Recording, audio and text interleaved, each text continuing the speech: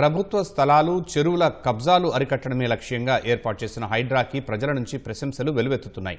గతంలో కంటే క్రమంగా ప్రజావాణిలో ఫిర్యాదుల సంఖ్య పెరుగుతోంది. సోమవారం జరిగిన ప్రజావాణిలో 52 ఫిర్యాదులు అందినట్లు హైడ్రా కమిషనర్ రంగనాథ్ తెలిపారు. ఫిర్యాదుదారులంతా చెరువుల్లో ఆక్రమణలు జరుగుతుంటే వీడియోలు తీయడంతో పాటు ఎవరెవరికి ఫిర్యాదు చేశారు సాక్ష్యాలతో సహా చూపిస్తున్నారని వెల్లడించారు. బాలానగర్ మండలం కూకట్పల్లిలోని హస్మత్పేటలో ప్రభుత్వానికి చెందిన 10 ఎకరాలను కబ్జా చేస్తున్నారని హైడ్రాకు ఫిర్యాదు వచ్చిందని రంగనాథ్ చెప్పారు. పరికి చెరువులో సుమారు 12 ఎకరాల్లో రాత్రికి రాత్రి మట్టి పోసి నింపుతున్నారని, అందుకు నంబరు ప్లేటు లేని వాహనాలను వినియోగిస్తున్నారని స్థానికులు ఫిర్యాదు చేసినట్లు రంగనాథ్ వివరించారు. అందులో 18 అంతస్తుల అపార్ట్మెంట్ నిర్మించి విక్రయించేందుకు సిద్ధమవుతున్నారని, వెంటనే ఆపకపోతే ప్లాట్లు కొన్నవారు మోసపోయే ప్రమాదం ఉందని ఫిర్యాదులో పేర్కొన్నట్లు రంగనాథ్ వివరించారు. ఆ ఫిర్యాదులను నేరుగా పరిశీలించి సంబంధిత అధికారులకు పరిష్కార బాధ్యతలను అప్పగించినట్లు రంగనాథ్ వెల్లడించారు. ఆక్రమణలకు సంబంధించి ప్రజల స్పందనపై ఆయన హర్షం వ్యక్తం చేశారు.